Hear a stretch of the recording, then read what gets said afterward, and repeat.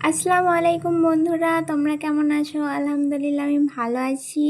তো আজকের মৌসুমটা একটু অন্যরকম, বৃষ্টি হওয়ার মতো হয়ে আছে, খুব সুন্দর লাগছে। এখানে সাহেব আর ইসপা দুজনে চিপস খাচ্ছে একা একা, আমাদেরকে দেয়নি।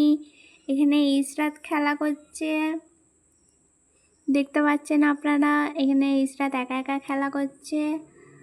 তো চলো, আজকে আমাদের বাড়িতে খাসির মাংস রান্না হবে। মশলাটা আমরা রেডি করে নিয়েছি আগে।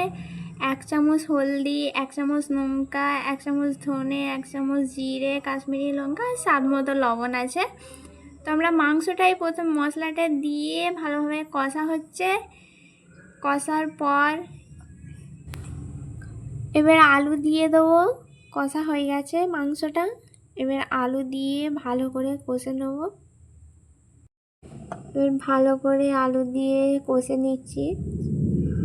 দেখতে পাচ্ছেন ভালো করে লাল লাল করে লাল হয়ে গেলে, কালার এসে গেলে মাংসটা, তারপরে কিছুক্ষণ আমরা রাখবো এরকম। এইখানে দেখতে পাচ্ছেন সাহেবা মুরগির মাংস দিয়ে ভাত খাচ্ছে। আমি কথা বলছি, ও কথা বলতে চাইনি, একবার করে আমার দিকে দেখছে আর কথা বলছে না। ও খেতেই ব্যস্ত,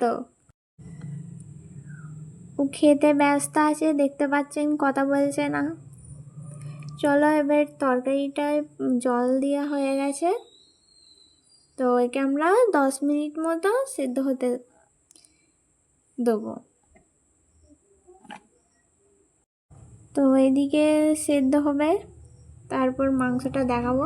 চলো, সিটি পড়ছে।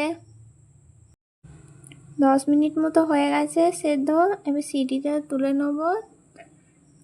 তো হয়ে যাওয়ার পর বাটিতে মাংসটা তুলছি, দেখতে পাচ্ছেন ভালোভাবে কালার এসছে। চলো, আজকে